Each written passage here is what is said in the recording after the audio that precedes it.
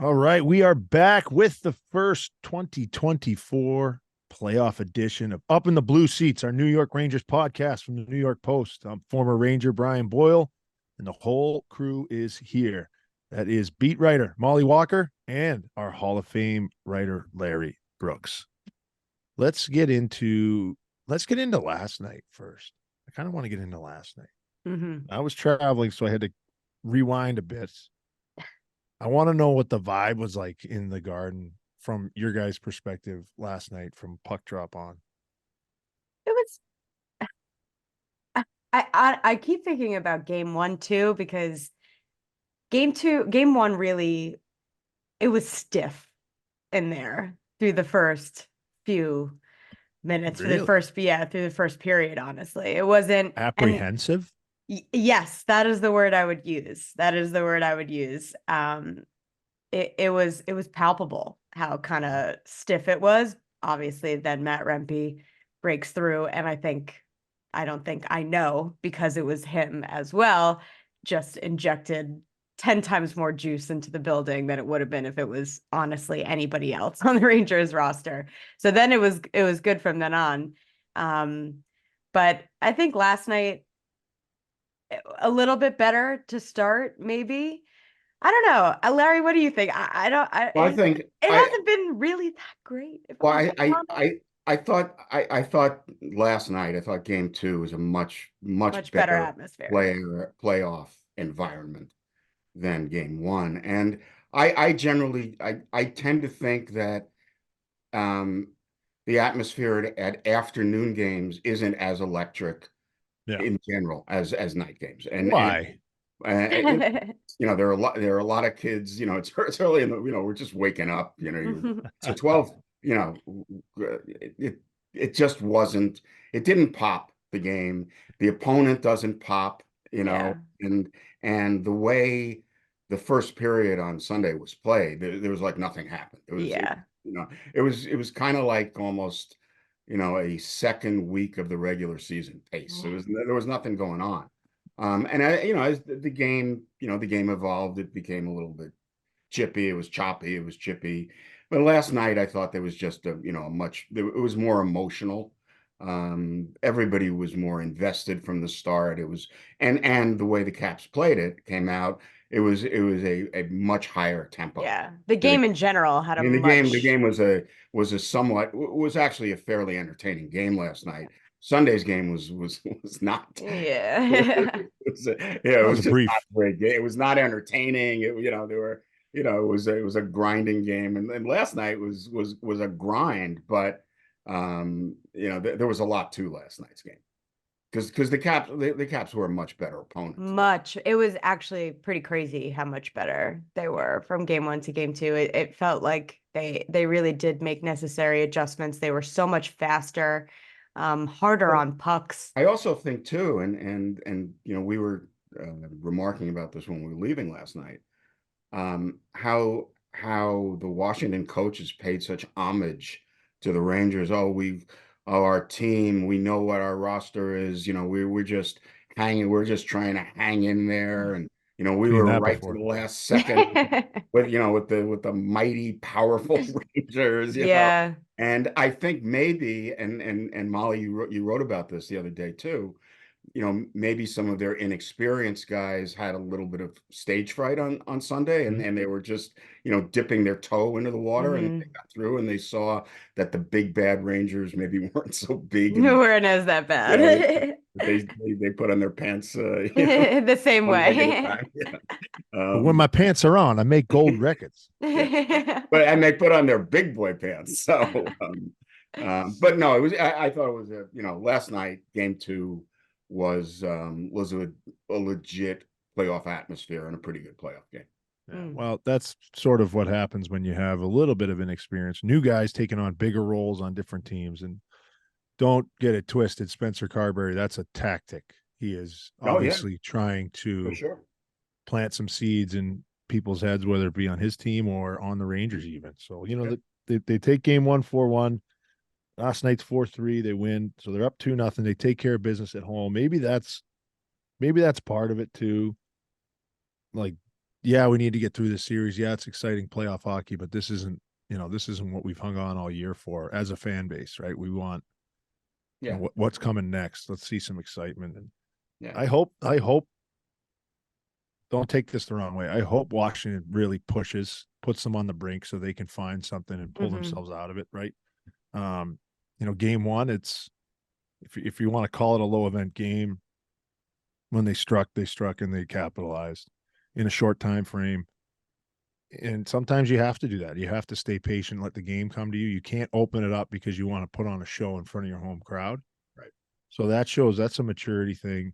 I like it's kind of spread out too. I really like, we get into game one a little bit, but that's, and it's, I'm biased, but all year long, you don't, as a player, if you have a certain role, you look at your stat sheet and this is the body of my work into numbers, and it doesn't really look like everybody else's, but you're more than that, and you try to believe in that. And if you have a line or a group of guys that embrace that, like we would have conversations in 2014 in the Knicks locker room before games, me, Dominic Moore, and Dorsett or Carcillo being like, look, we need to find a way to score a goal tonight or make a really big play, because if we do, the place will go nuts. And the bench will go nuts.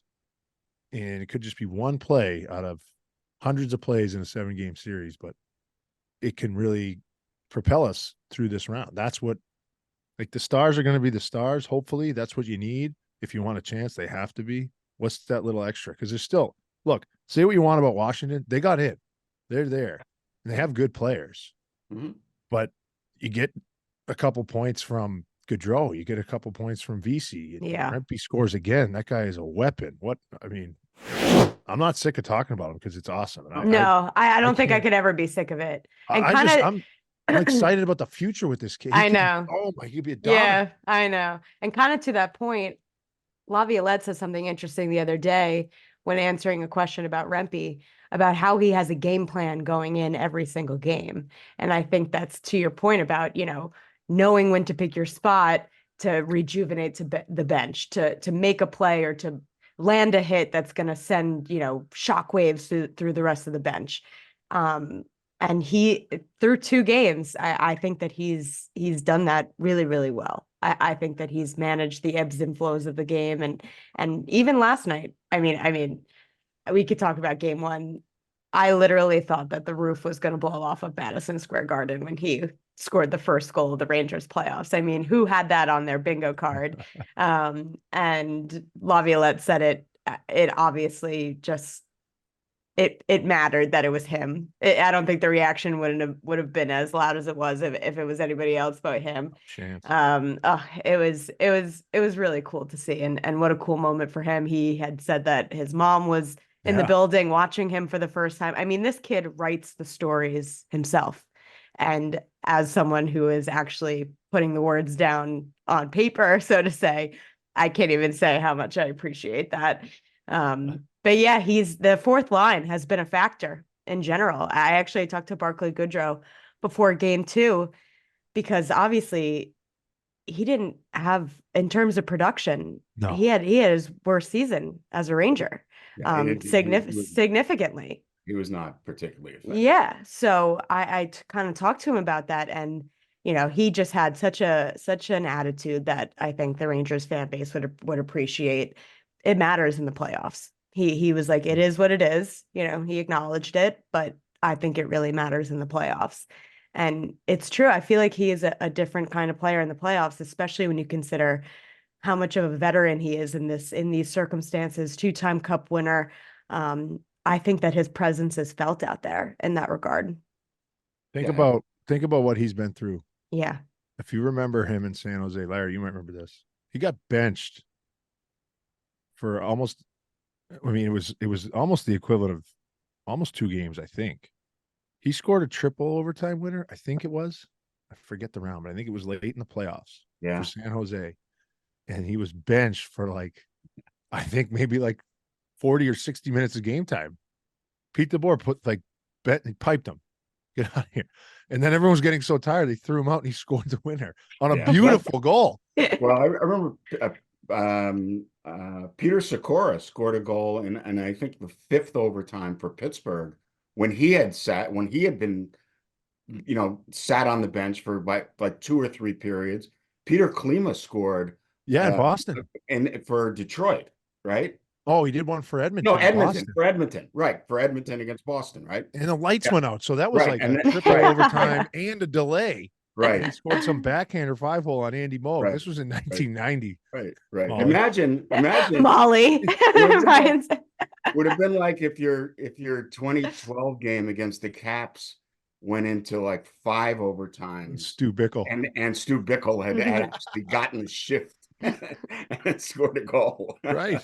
But Yeah. that's the point of what I'm like Yeah. in what Mollie's saying. It's like I can't control what just happened, but if I get a chance to go out and make a difference, that's what he's doing. And Well, guys like what, that too? matter. Mhm. And you know what too? And yesterday we walked into the locker room and Jimmy Vesey sits right by the door. Yeah. And I said to Jimmy, I said, never has so much been written about 3 guys who played about 7 minutes in a game. And the impact you can have and that goes directly to what Brian was just saying. The impact you can have with playing 6 or 7 minutes in a playoff game is oversized. It can be. Because again, they dominated the game.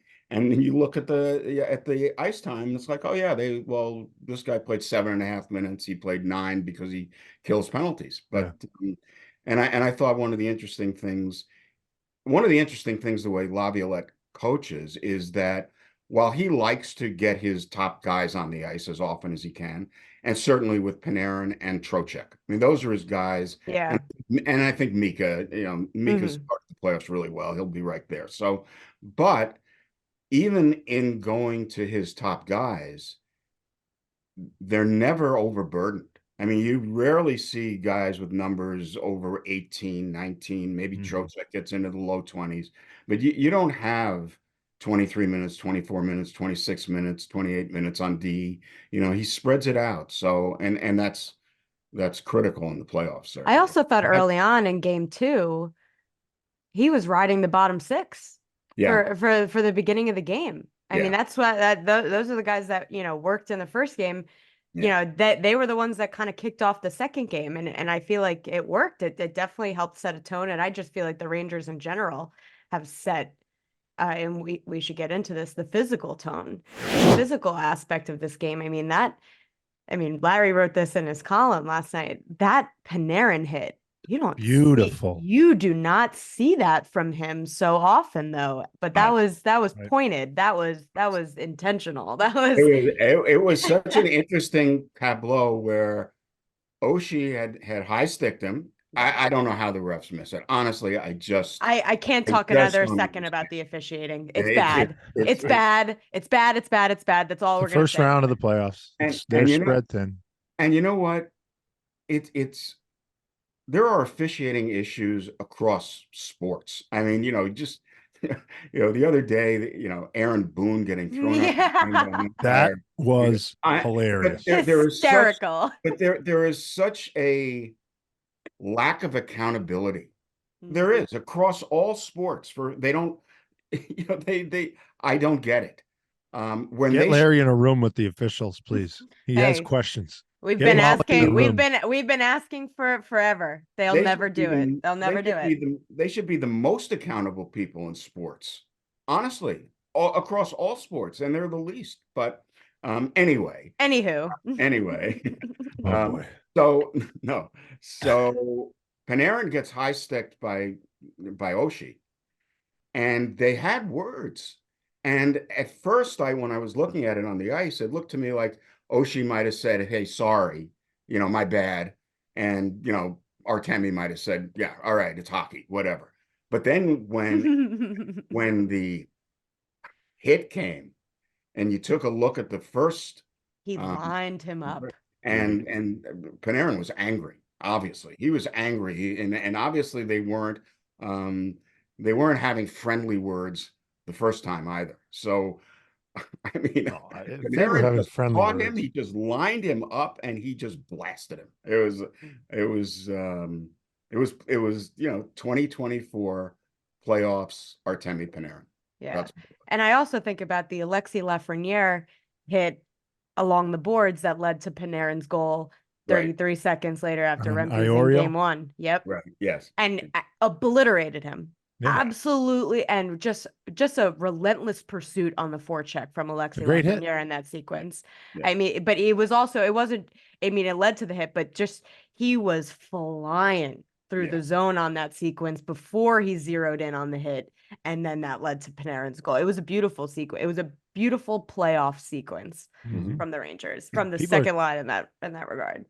People in DC weren't happy about Panarin's hit. No. I've looked at it at different angles about 15 times just this morning again. It's Mm. beautiful. There's not one thing wrong. Yeah, no, with it that. was, I'll and call I think out the whatever. and the refs handled that correctly, calling it a major, reviewing it, and then that was good. That was the one. It's a body check. Yeah.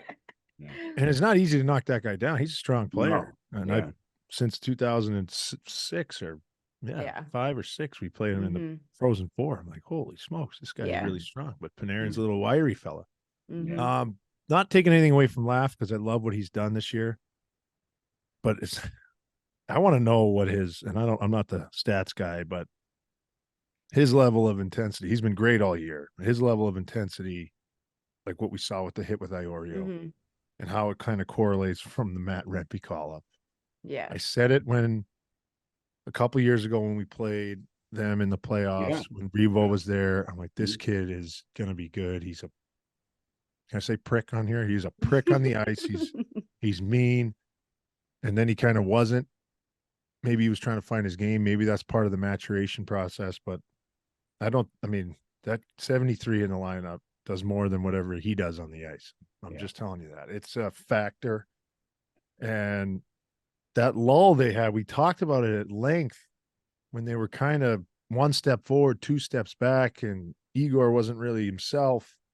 There was just a lack of energy and a lack of emotion, and a lot of shoulders kind of slumped down, heads down on the bench. No one was getting mad. Trouba's probably like, I can't throw my helmet again. Like that's I already did only that. so many bullets in the chamber, right? And they call the big boys up, and it's like It took over. It changed. It changed their mindset. They became a harder team to play against. And it originated with Edstrom and Rempe. It did. These two giant kids they called up. And again, they were playing 6 minutes, 8 minutes maybe. And they had a lot to do with the change in the attitude. And so, when you look back at the season, how it evolves,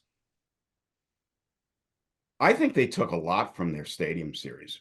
I think that was a significant game for them. First of all, it was Rempe's first game. Rempe's debut. Rempe's debut. With Matty Martin. The way they rallied, Yeah. the way they came back, and I think too that they embraced that moment a lot of ways, the way your team embraced the Winter Classic that year. Like, it wasn't just another game. They didn't pretend, we're just playing outside today. It was like, hey, this is a big deal. We want to win this game. Larry, you remember who came back in that game for us? Mark came back. He played his first game of the year. Yeah. First game of the year after all he had been through. And if you remember that team, and it's a little different situation, but if you remember that team, how close we were, all the inside jokes, and we were kids, a bunch of clowns, and we had to be because it was so serious when it came to work. Right. We were kind of all in it together. Aw. And he had played through the playoff series before and didn't have a good playoff because he was concussed. He was playing through it, and had the eye issue and all this stuff, and he didn't even really tell any of us. He's like, I don't know. Yeah, had just started kind of skating with the team, and then like we walk into that locker room, and his jersey's hanging, and he's getting geared up, and we're like, let's go. Yeah. It was awesome. All the crazy stuff that was surrounding that game with HBO, and it was finally there. So it was I feel this is a game 7. Yeah. I feel like that could be a Filipino storyline for the Rangers. Like, That's really interesting. yeah, like I mean, I just find the whole situation with Hedel to be so interesting, and there are so many different factors, so many different aspects, so many different things to consider with the situation. But at the end of the day, if we're talking how it pertains to playoffs, teams will always benefit from something to rally around. And I think that that is something that Peter Laviolette has in his back pocket right now, that at any given moment when the Rangers need it, maybe throw Filipino out there Maybe. and see what happens. I don't know. I wanted to ask Brian actually a question because I've always been fascinated by this. What did you make and what did your team make of the hit that Eric Stahl concussed Mark in Carolina? That really changed the course of his career. I mean, it Yeah. really did. And I remember watching it and thinking this is one of the most astonishing plays I have ever seen. That it was such a vicious hit.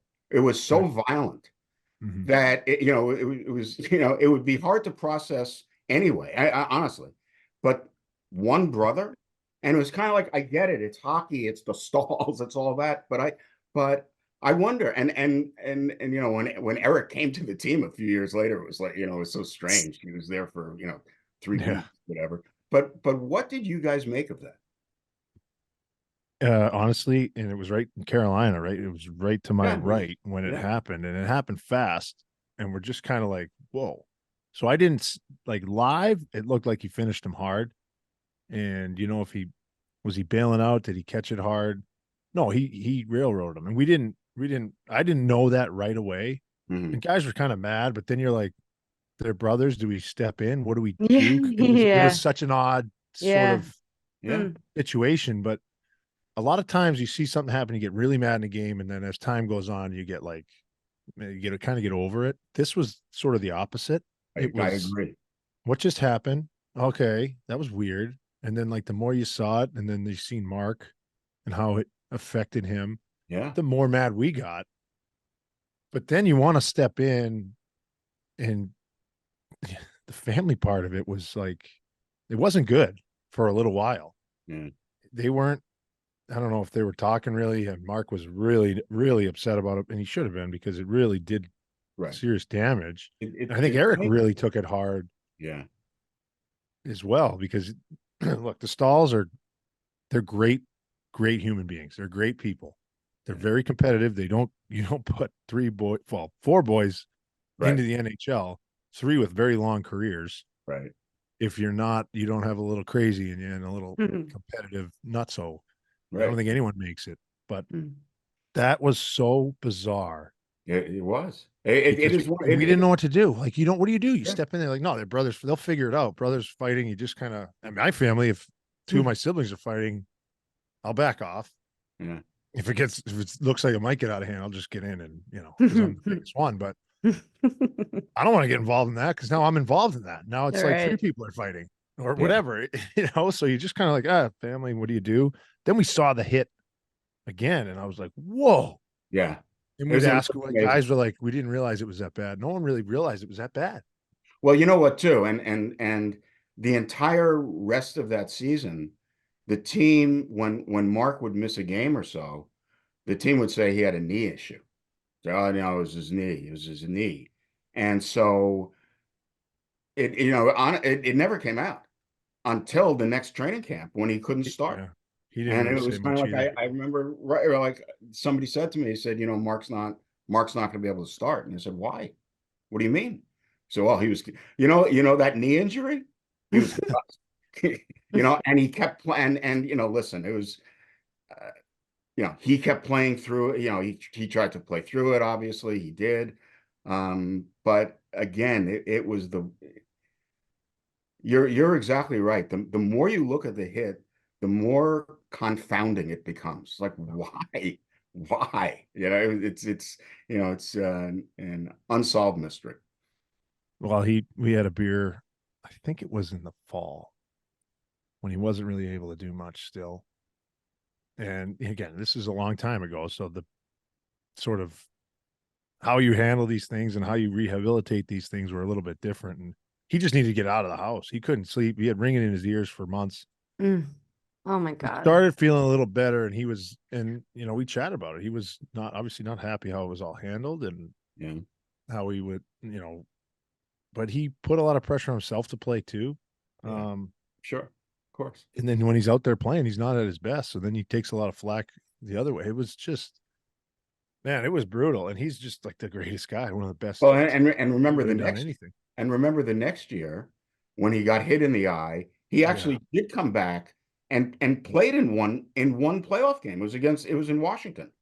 Yeah. And it was like he was basically playing, he couldn't see out of one eye Oh my gosh. when he was playing. Well, he still can't, really. Yeah, no, I know. And Amazing then what he's been able to go on became to do. adjusted to it, right? But I remember him coming back for that, game. It was like, what? Yeah. How is this happening? I don't want to. Yeah, I don't want to say the wrong thing, but I think he had like hundreds of fractures around his orbital and his forehead, and they gave him Excedrin that night. That was what the medicine was for him. Just pop an Excedrin, you'll be fine. I'm almost positive. I'm not. And he has maybe him and Anton Strawman, maybe a couple of the highest pain tolerances I've ever seen. Ryan Callahan's up there. Danny Girardi. It wasn't like we didn't necessarily go in and Broad Street bully people, but we were tough. And it was kind of you look around the room. I'm not going to say I'm too hurt to play because that guy's. I'm looking at you walk Dan Girardi's purple right now from head to toe, and Stalzy had 100 fractures in his head, and Callie just finished a game with a broken foot and then couldn't play in the playoffs because he blocked a charge shot, and he's like, "I'm good to go." So that was just the attitude that we took on. But I mean, again, it sounds like it was 30, 40 years ago. It wasn't that long ago, but it was different. It was different then. And it's still different. These guys are banged up. Every single one that's playing right now is banged up. And you know what? To go back to the officials. Do we have frustrating. Yes, it's very, very frustrating. But look, there's 8 series going on. 16 teams are playing. That's a lot of people, and they cut it down based on their performance. So the officiating will get better as you go farther in the playoffs. They're still going to miss calls. There's different angles. It's a lot easier to kind of look back and see what's good and what's bad. But look, that's not an easy game to officiate, and you're going to have that sort of mentality where you expect to get a bad call, a missed call, or something go against you. That's all part of it too. Like injuries. Look, you're right, and I think the Rangers have reacted well the first 2 games. Like again, even all right. So Panarin doesn't get the call. He didn't get the call, and so he took care. He took care of it himself. And they need to know. They need to know that that's what's right. That's the only thing that's going to derail them if they try to blow them out of the water with physicality. And get away with some stuff. And they need to have the headspace and the strength mentally to be like, it's not going to affect us. Next shift. Right. There was some calls missed in the Florida Tampa game last night. And that's Florida's MO. They're a highly skilled team. So if I'm Tampa, I'm like, well, we need these calls because that's a deep, strong, physical team. If you're going to let this go, well, they might have an issue. But play better and don't get Florida in the first round. Rangers special teams have been pretty great too through the first 2. That's shorthanded. I know and this has been an all season thing. And I think since I've been covering the team, I think it's gotten better each year too, especially Mika and Kreider. The way that they're able to pose an offensive threat when shorthanded.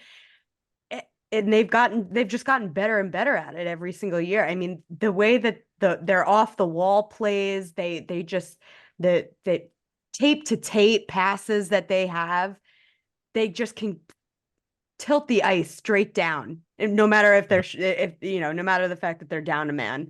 And another thing that I loved about the Rangers game last night was the extra passes, which, the Rangers always get criticized for sometimes looking for the prettier play and whatnot. But the couple of extra passes that were made, Trocheck to Zibanejad to a trailing Miller. I That mean, it just, cojones. hockey smarts too, hockey Wow. IQ, and ice vision. I mean, it definitely made an impact. It definitely paid dividends for them. And yeah, that Keandre said after the game, I have no idea how Mika saw me. Yeah. He was like, I just have no idea how he was able to find me in that situation. And he had it just created for a perfect angle, easy shot. Yeah. I think their penalty kill has been very good all year, but I'm not sure I think they adjusted something, because starting with the final week of the season, they have generated at least a dozen odd man rushes on the penalty kill. Mhm. Odd man rushes, they're hitting trailers. Remember, it was either the Islander game or the Ottawa game at the end of the year. Fox scored, Fox jumped into the play and scored, like on an odd man rush. They are attacking. And everyone can have his or her opinion about Gerard Gallant, his 2-year tenure here. But nobody benefited more from Gallant than Chris Kreider, because he's the guy who put him on the penalty kill. After year after year after year, finally, Chris Kreider got to play in the penalty kill, and he's become one of the better penalty killers in the NHL. And the Zibanejad Kreider pair So good. are elite. I mean, it's an elite pair. They're always looking to go the other way. They're always looking to go the other way. And Chris, everyone always talks about, well, maybe he's lacking a little bit of hockey IQ. I mean, that was when, he was drafted. Well, he's a physical specimen, but his hockey IQ needs work. He's going to need to work on his hockey IQ. He is as smart a penalty killer as you can find in the NHL. And he has always said, and it's obviously not unique to him, that because he's on the power play, he understands. Yep. So it's reverse engineering it. It's $1,000,000%. reverse engineering it. So Yep. you're thinking as a power play player, killing the penalty. And it took until Gallant and listen, maybe Chris wasn't ready a couple of years earlier, but Gerard Gallant put him on that penalty kill, and he has been a different player since. Yes, he's being more productive. Mhm. And the penalty kill helps him get into the game. I love what you guys are talking about. We can talk about penalty kills forever, but the evolution of the evolution of what the league has done. Like before, when I was counting up 2-on-1, go. If you have a 2-on-1, obviously we're going on a penalty kill. The objective is to kill the penalty. If you get a 2-on-1, go see what happens. Don't get caught. Make sure you get back. Now, 2-on-2, yeah, jump up, make it a 3-on-2. That pass from Mika going back to Keandre Miller, if that hits anything, they're gone the other way. Right. So that was the fear always. Now, if you have two highly skilled first line players killing penalties, maybe you send them out. Maybe you send them out second. A lot of times, if the opposing team's top power play has been out there 35, 40 seconds.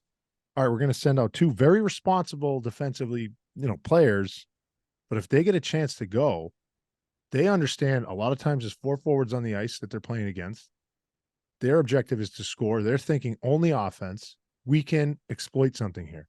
Mm-hmm. And to Larry's point with the reverse engineering, like I did a lot of penalty killing. I was an offensive player my whole life. I wanted to score goals. That's all I wanted to do. And I tried to figure out different ways to do that. I learned a lot about whatever spot you want to put me on the power play, what was going to be, what we could exploit. And when I got on a power play and we'd watch the game film, I could tell you what we needed to do. Now, it took me until I got older and I was on a power play for a couple of years, maybe in Tampa or whatever, to see these things. And it's like, I think goalies have a great sense of what's happening in a game because they have a different perspective. I'm net front. I'm seeing all the holes. Slide up here to the dot. You don't have to stay net front. That could be the outlet. If you're the point man and they're putting pressure on the half wall and the point man, I'll slide up here. You give it to me. I'm going to give it right back to you. And I'm going to go back to the front of the net. I don't want to hold on to it, but like different things like that, you can really learn from. Chris has done that really well. The other thing, Chris, the hockey IQ thing, he's the fastest player on the ice everywhere he's been. Mm-hmm. He can go get the puck wherever he is. So he didn't really have to think the game when he was younger, but he's a really, really smart guy. And he's learned it. He's not okay with just having wheels and getting his chances due to his speed. He's trying to think the way through the game as well. I really love how he's evolved.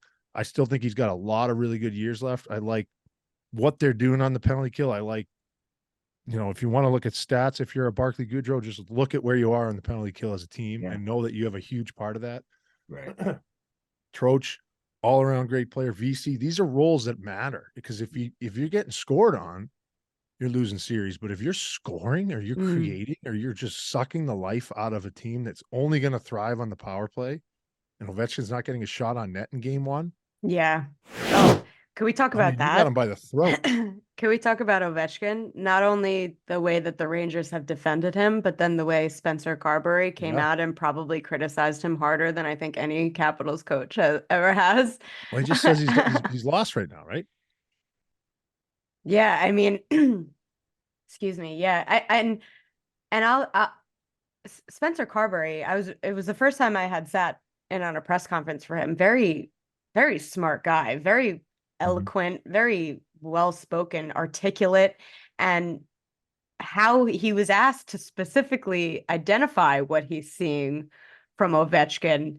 And I just thought that he articulated it. Right, Larry? Like I felt like he really, you don't see that very often. Yeah, and especially, you don't see it very often at all. You see it less often from a first-year coach. You see it less often when it's a first-year coach talking about a Hall of Fame player. Right. But you know what? I wouldn't be surprised if that gets Ovi on his horse. It was very, I wouldn't. It was a challenge. He challenged his star player. He challenged his captain. Like that's kind of what coaches are supposed to do. They're supposed to press the right buttons, and you hold Alex Ovechkin. What did he have? One shot on goal through 2 games? Was that what it was? I mean, he didn't get a single one on goal for the 4th time in his playoff career, and he's got more playoff experience on the ice than any other player from both teams.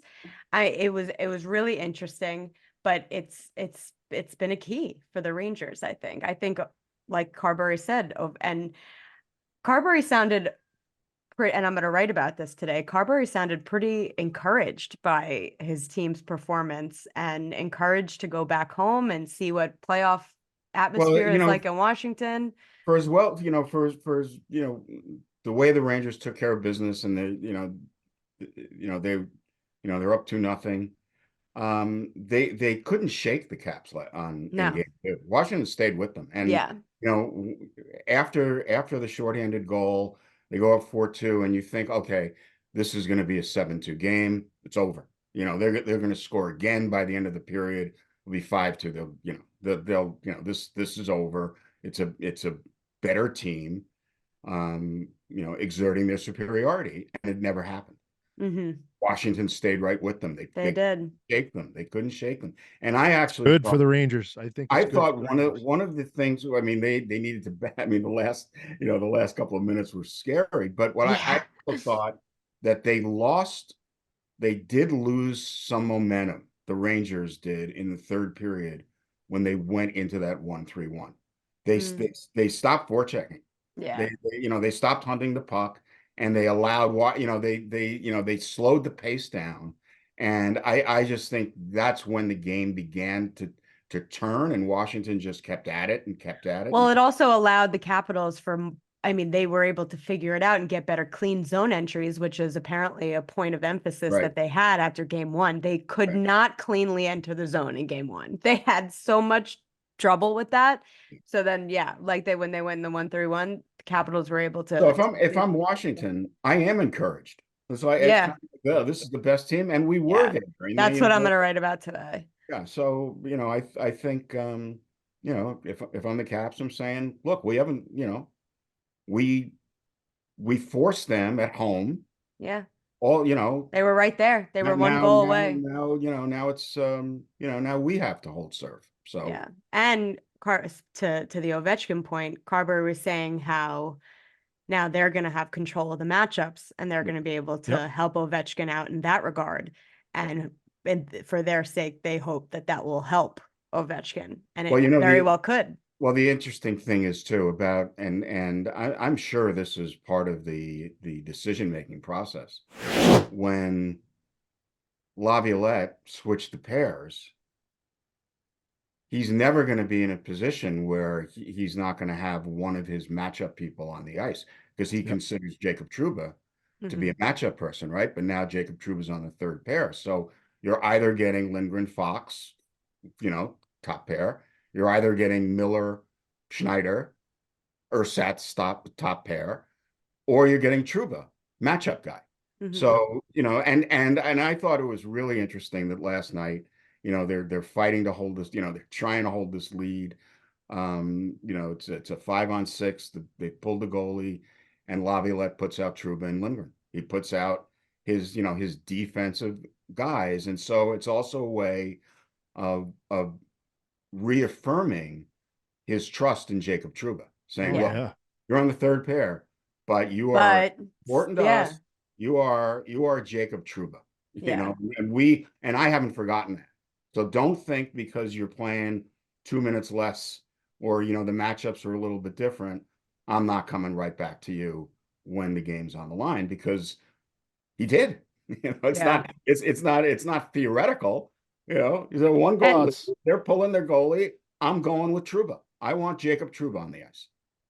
I mean, Boston did it with Lindholm and McAvoy. They split them up with Grzelcyk and McAvoy. Now it's too, you have strength. You don't want to load it up if you don't have to. The way that they're playing as a 5-man unit, you can spread that out, and then you have there's no liabilities if you can do that. And I think he understands that, which is you have to buy in at that point.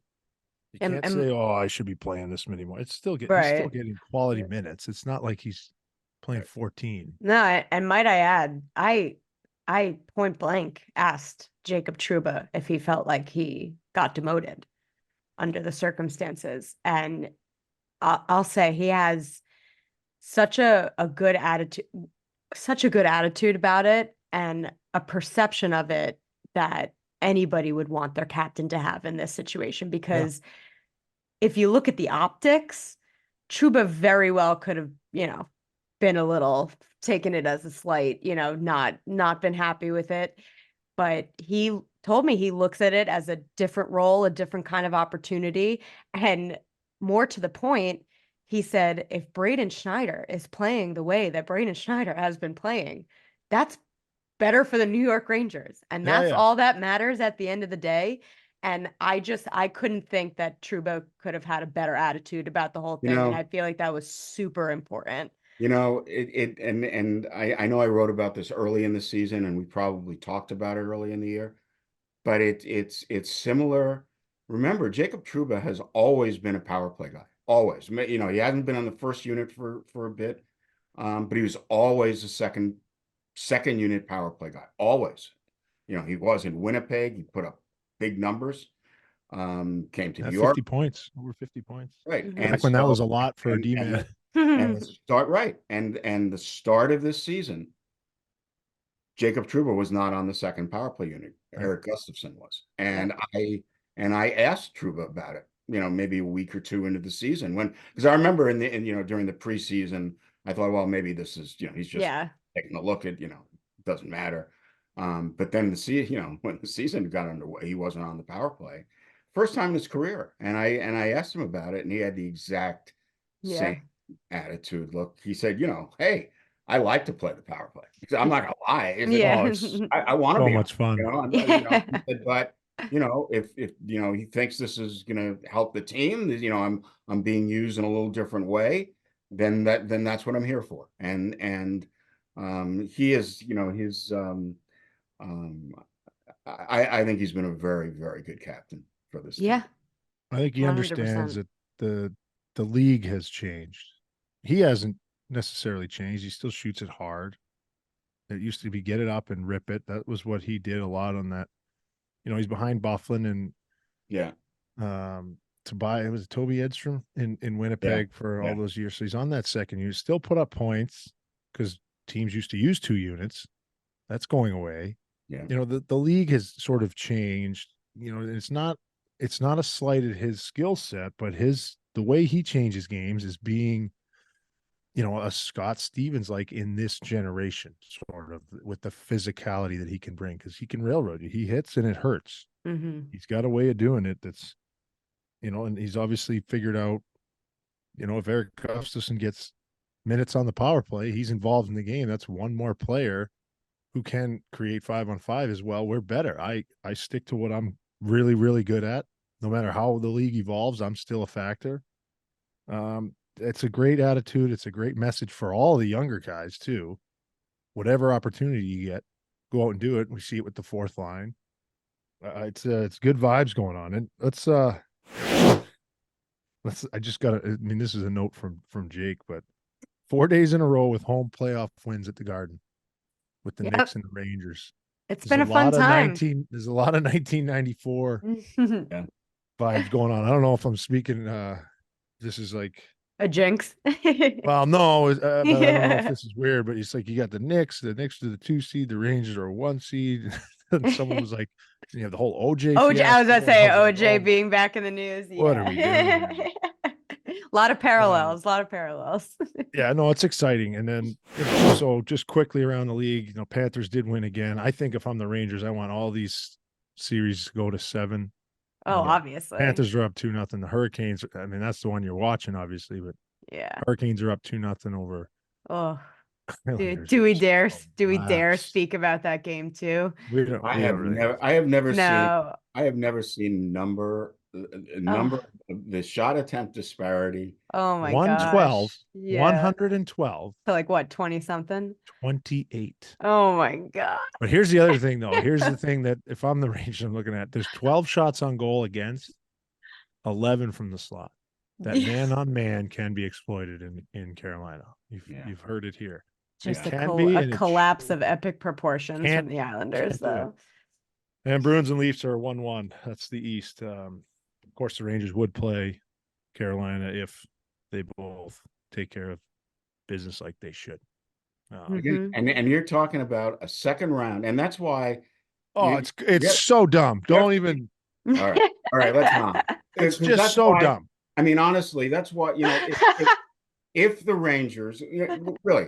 If the Rangers go out in a, big time 7-game series, they lose to Carolina, but they both teams playing at their best. People look at it and say, I went in the second round. What a disappointment. These are like this should be a final matchup. Yeah, it doesn't make sense. It should be Colorado, Detroit, 90s, 2000s, early 2000s. Who wins this gets to go play for the cup. Right. So it's not disrespecting Florida because I think they're really good too. But there are 1 through 8 good teams. There are good teams. They're very, very good teams. And do you know why I like math? Because it never changes. 1. So poetic. 1 through 8. And reseed. It doesn't. Unless you do Common Core math for your 3rd grader. And I'm like, stop. Because he looks at it and he's like, Dad, this is the answer. I'm like, no, we got to write a whole page of why that's the answer. And he's like, I just did it. So dumb. People trying to change math. People trying to change the playoffs. Come on. 1 through 8.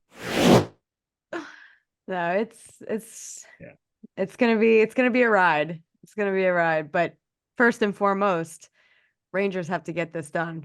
If Rangers can close this out in Washington, that would be huge. You gotta obviously.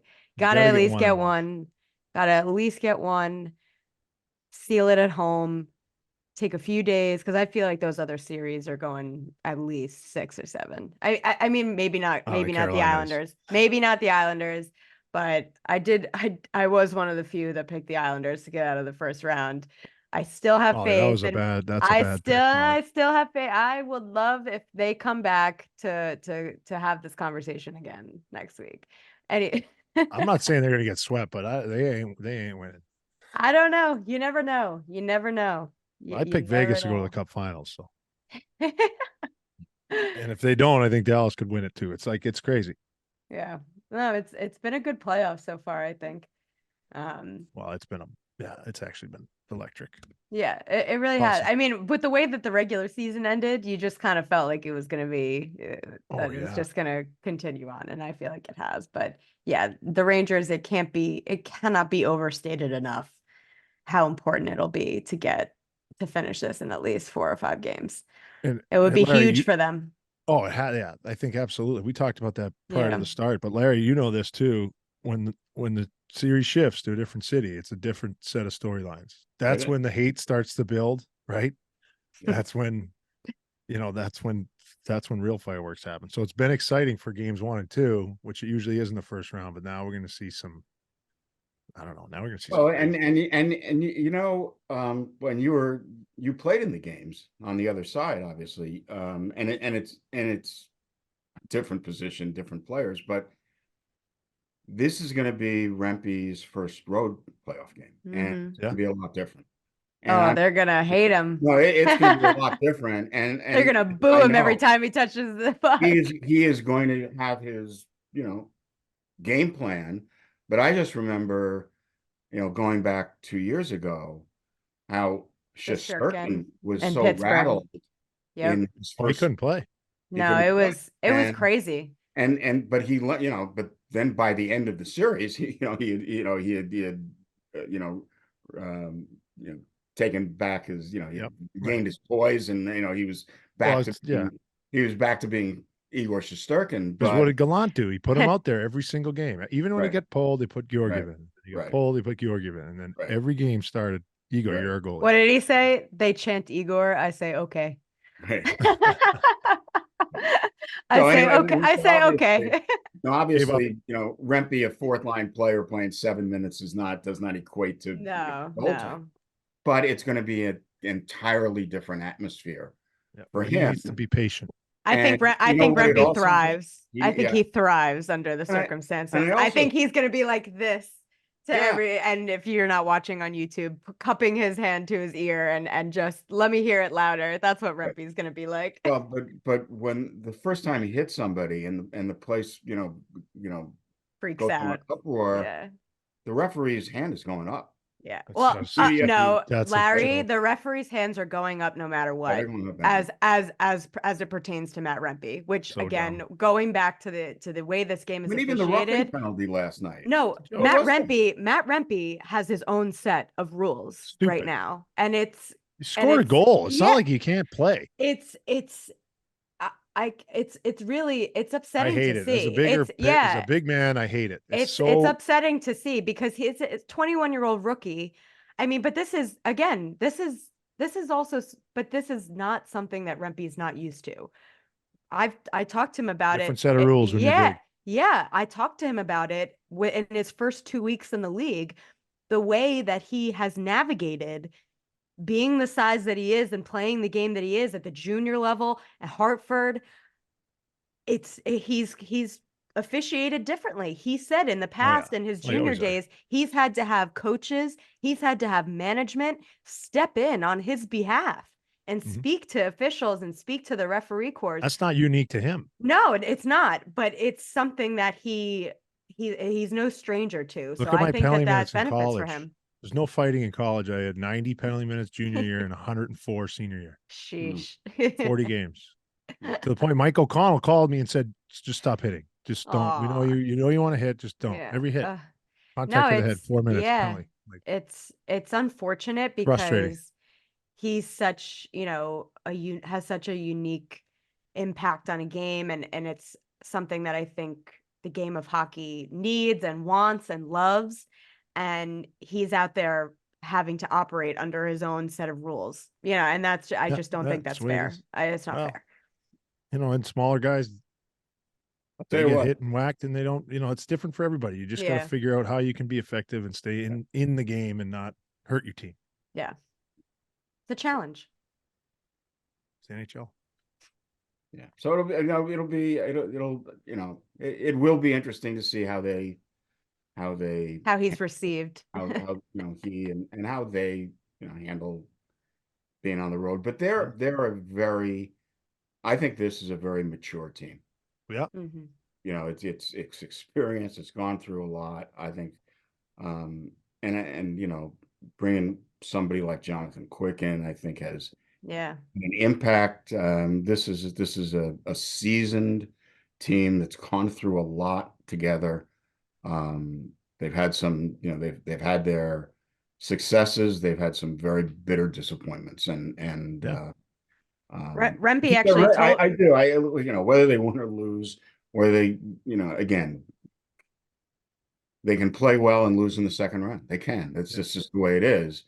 But I think this is a very good team. Rempe actually told me that I don't know if Jonathan Quick was addressing the team or just Rempe himself, but Jonathan Quick was talking to him about playoffs, what playoffs are like, and what to expect, and advice and things like that. So you gotta love that. His line mate is too, guaranteed. Yeah. Barclay Right. took Rempe and Edstrom out for dinner when they were playing as a line earlier in the season. Yeah. That's a veteran leader right there. That's all you could ask for. Doesn't surprise me at all. No. It's there's a lot of good things and I hope it gets hard. You want a little challenge each, a little callous, build that up. You need that to be unflappable when it really gets I think game crazy. 2 was a bit of a challenge. I do. Good. It definitely was. Keep growing. You don't get stronger by sitting on your ass. So cool. And we haven't talked about. No, I was just going to say that. No, I like it. It's impressive too, that the way that Will Cooley skated away from Tom Wilson, and they are his idol. I'm sure it is just drilled into by the coaching staff. To be. The coach. It's just, but they skate away. They skate away. Keep Ovi off the power play. Keep him from imposing his will physically. Skate away from their strengths. Don't let them have what they want you to have. He looks, and I'm talking about Tom Wilson. He looks to exploit vulnerabilities all the time. That's he doesn't come at you straight. He doesn't. He's always looking for a guy who's a little bit defenseless. He is, and it's hard for me. I know you guys have a fraternity. It's hard, but it's hard for me. Like I remember a couple of years ago, Kreider was actually talking about how he's friends with Wilson, and it's kind of like he's a really nice guy. He really is. You're people, and I've dealt with him too. He's a really, really nice guy. Well, he's really handsome. So he'll smile at some people. I'm not commenting on that, but yeah, you just did. I did not. No, I'll tell you. I'm kidding. I'll tell you my experience. But I will tell you my experience during All-Star. We do all these podiums and stuff where we go and everybody can talk to the players. And I had gotten to Tom Wilson's late and they had already cut off questions. And I was like, and I was about to start talking to him and PR was like, no, he's done. And Tom looked at me and was like, no, it's fine. Like, go ahead, ask your question. Like, not all players do that. Not all players have to do that. And that's always really appreciated. And he gave me such a great answer. And, that was my one nice interaction with him. He comes across as such a nice guy. So it doesn't surprise me that Chris Kreider is friendly with him at all. He's not dumb. And you know what? The way he came in the league was more than a year of playing 6-7 minutes. You know what he was like? He was a lot like, and I don't know if you remember, Terry O'Reilly. When Terry O'Reilly started, his numbers in the rafters in Boston. He's this tough. He started as a fourth line guy in Boston, and that's when fourth line guys fought, every night. That was his job. He was to go, and it was like years he was in that role, and he became a top six player, a top six, He's a unique guy. Ultimate power winger. So, I just think every team would want him. It's true. You're not wrong. You're not wrong. There is no doubt. I remember you're not wrong. When the Caps actually gave him the contract, I think it was $5 million or five, whatever. Yeah. And people were going crazy. I wrote, are you kidding me? Who wouldn't pay this guy? Yeah. $5 million. Are you kidding me? Yeah. I mean, this guy has so much value. I mean, and I detest this guy. I do. I mean, I think no, honestly, he should have had multiple 40-game suspensions. I mean, honestly.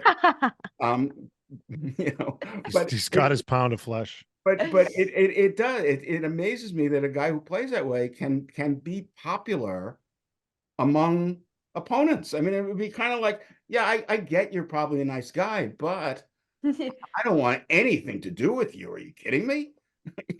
Wasn't it the Players Association? I think Brad Marchand is like that too. The Players Association do those polls, like who would you want?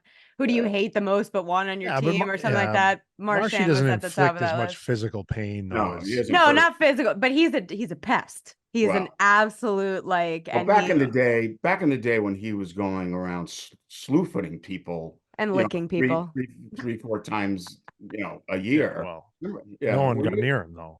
Thornton, McQuaid, were you there? Ginla, You weren't there. Were you there when he got Brassard? Or you were gone by then? You got Brassard in the corner in Boston. He got Johansson in front of the net when we were in Jersey. He was suspended for it. He slew-footed got suspended for the elbow to Johansson's head when we were in Jersey together too. Oh, right. I wasn't there for the licking incident, but that was just my mom and I talked about that. We got such a kick out of that. He is just, but I feel like that's just the epitome of Brad Marchand. And then when they stitched the C on his jersey, I was like, yep, that makes sense. That checks out. Look, it's not wrestling. It's not wrestling, but you are a different human when you step on the ice, and there are a different set of rules. And my son's starting to learn that now. And I've talked to him about how to behave in certain situations, and he'll mix up school and hockey, and I'm like, well, no, that's hockey. That's different. Right. Yeah. Like if he hits your goalie, cross-check him or punch him in the head if he's giving you a hard, whatever. And he's like, what did? I'm like, no. That's when you're on the ice. We got to bring it back to the start here. Okay. Anyways, that was a lot of fun. We're going to do it more because playoffs. I'm looking forward to Friday and Sunday they play. Hey, Brian, this is I can't let this end. But, okay, all right, let's go. What else? Tom Wilson for remarking about this Mass Pike. Hey, it's just the state of Massachusetts. Seriously, I know. Like, do you know what podcast you're on? Yeah. Okay. Well, all right, here it is. Okay. Yeah. Hold on. Don't look at my hair. Oh shoot, I can't even plug the kid. It's like an 8-year-old. It's an 8-year-old kid who's making these hats. Really? Yeah, and his family billets junior players, and then they kind of go on to different junior leagues. And he's trying to sell the hats to raise money so he can go visit his buddy that would live with him and to go play. And I wish I could plug it because the guy showed up at a tournament recently and he's, my son's trying to get in touch with you on Instagram. I'm like, no, I don't. Listen, your kid shouldn't have Instagram. I'm not going to respond to anybody on Instagram. And he's like, I monitor it all from my phone. And I'm like, all right. I'm like, well, what's he doing? He goes, this was his idea to sell these things and get. That's cute. So I'm like, all right, now we all feel like jerks. No, all right, you can keep the hat. You can keep the hat. Now I feel ashamed. Yeah. No, but I did. I rubbed your nose right in it to start. I don't know if that was on, if we were recording then. So I deserved it. It was funny. I do like to troll. I like to mix it up. I almost did one of these shows with a Panthers hat on. Oh God, no! I don't know. They're around the house. I think we draw the line at the outline of the state of Massachusetts. This isn't an affiliation with any team. It's just like it's the Commonwealth. Fair. It's the Commonwealth. Fair. Which I live we'll here, allow it. We'll not allow necessarily it. Particularly a fan of it. Well, Mollie's a I was gonna say He was a big fan of the Commonwealth. I was a part of the Commonwealth. I lived in the Amherst, Commonwealth. Massachusetts is not Massachusetts. Hey, Let's hey, It's not the hey, Commonwealth. hey. Amherst is Western Mass is a different state. Western Mass is its own place. That is 100% true. But you know what? It's the greatest place on earth, if you ask me. I peaked Flat. in Western Massachusetts, and everybody knows it. Oh, it's good stuff.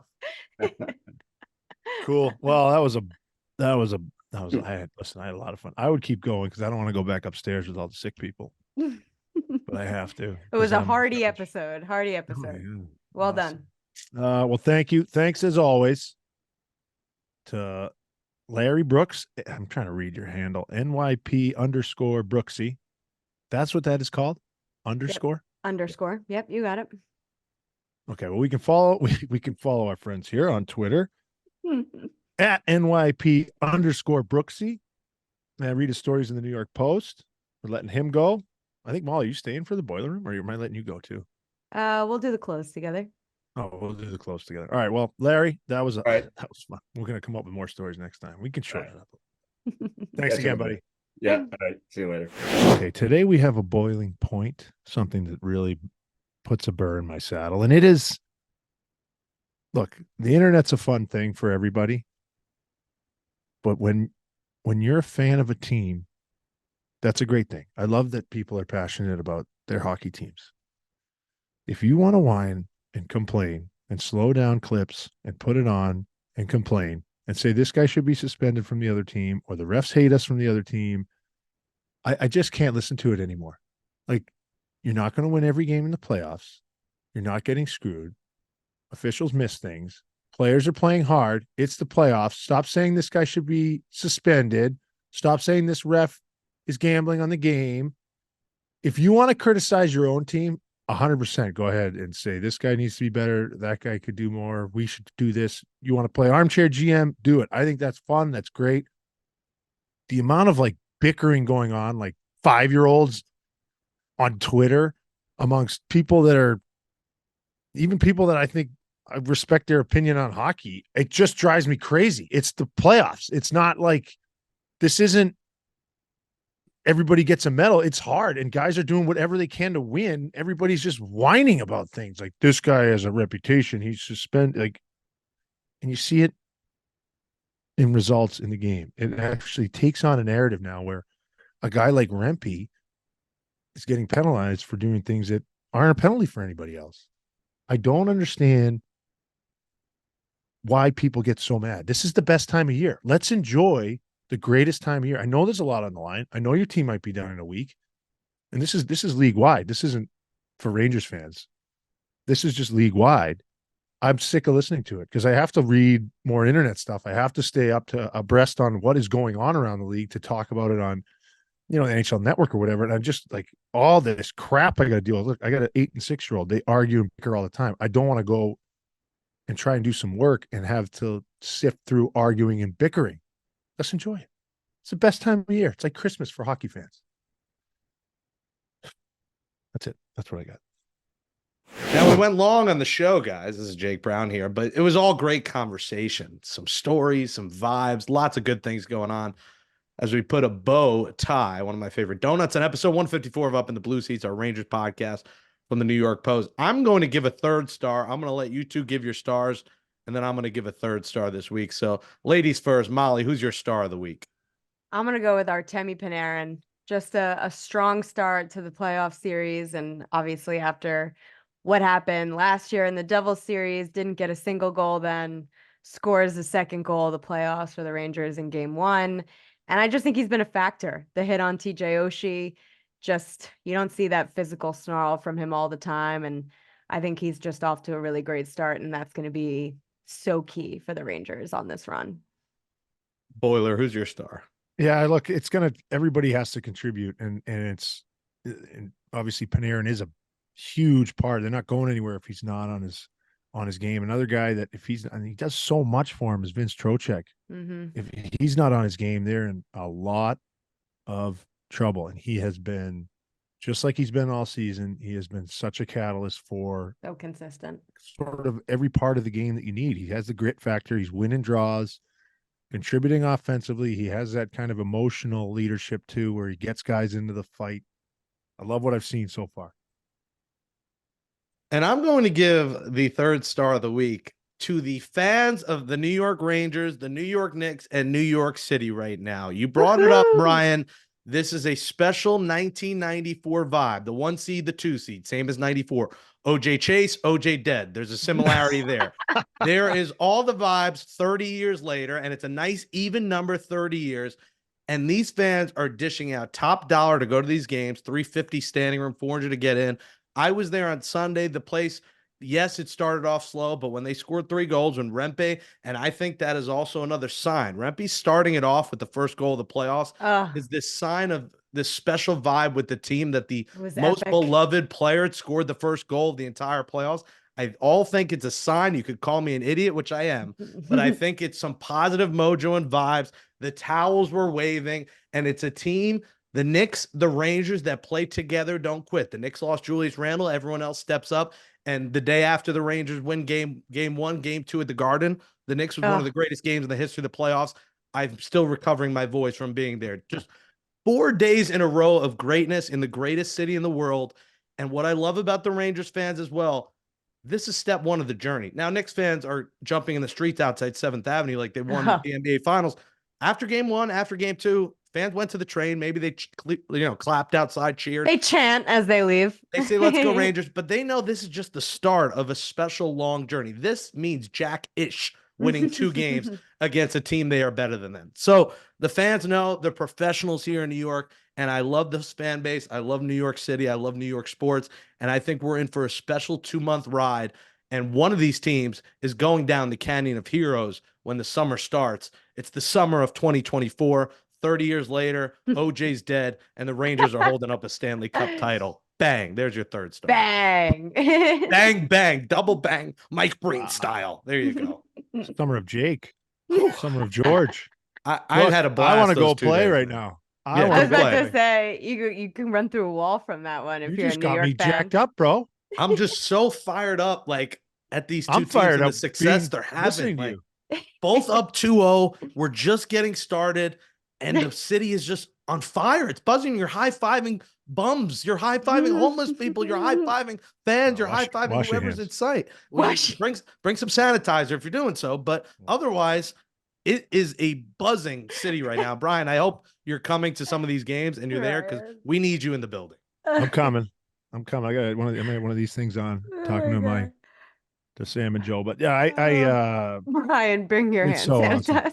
Yeah, you gotta wash your hands. There's a lot going around, as my just disgusting infected house would show you. I mean, I hang out with Schneids. I actually don't hang out with him, but Corey Schneider is another guy. He's sick all the time. Look, enjoy it. Everybody enjoy it. And look, then neither one's going 16-0. But enjoy it. And get mad when they lose. That's fine. It's part of my boiler room. I'll give you a little taste. Even though this is the end of the show. They heard that already, but if you want to rewind back, you'll hear it again. Next week, boiler room. You guys got to tell me this. Yeah, this is the order. We record you at the end for the people who aren't aware. Let Molly go. I should listen to the show. Is that what you're telling me? After you probably listen to your own show. That would be a good, at least once. At least once. Get an idea how it sounds. Then I would have to listen to myself speak. Yeah, I'm right there with you. I can't do it. I think contrary to popular belief, I actually do not like the sound of my own voice. I'm right there with you. You have a smooth way of delivering and ease. Like we sit back on the couch and listen to you. Thank you. Thank you very much. It works, Brian. So I think it's good. But I had to let out that declaration of New York sports because these last 4 days have been special, and it's just only begun. And if you want to keep listening to the show, you can listen to Mollie, Brian, and Larry on Monday, whenever they get back from DC. They'll be traveling in the morning. Well, sometime later on Monday after game 4. And if there is, no game 5, Brian, I hope you have a broom somewhere in your house and you could flash it on the screen when we record the next show, sweep away the tears of the Capitals fans. If not, the Rangers can hopefully close it out on home. So catch that show, subscribe on New York Post Sports YouTube page. Molly, give us those 2 thumbs up like Ebert and Roper. Let's see it. Brian, 2 thumbs up. I was Siskel and Ebert There we because I'm go. older. He's got two pens up, 2 thumbs up. I just hold on to the Crayolas because I need something. I don't know. I what love to that do. you always have those markers in your They're hand. just here. I don't Like know why they're down here. I'm sure they're your kids, and then you just use them with your You notes. draw too with your kids, Brian? Are you a I read to artist? them. I draw. I'm not just raising athletes here. Champions in life. This is a father of the year on the show with us. You're damn right it is. I am a yeah. Let us know in the Yeah. comments how great a father Brian Boyle is, and let us know My how dad you was how the you best. think the rest of the series plays out. Do the Rangers sweep? Do you want it to come home for Game 5? Let us know in the comments below on the New York Post Sports YouTube, and also give us a positive review and 5-star rating on Apple, Spotify, wherever you get podcasts. Brian Boyle, Larry Brooks, Mollie Walker, they got you covered the whole way. I'm Jake Brown. We're excited for this run. I'm fired up for playoff in the Mecca. Magic at the Mecca and magic on up in the blue seats.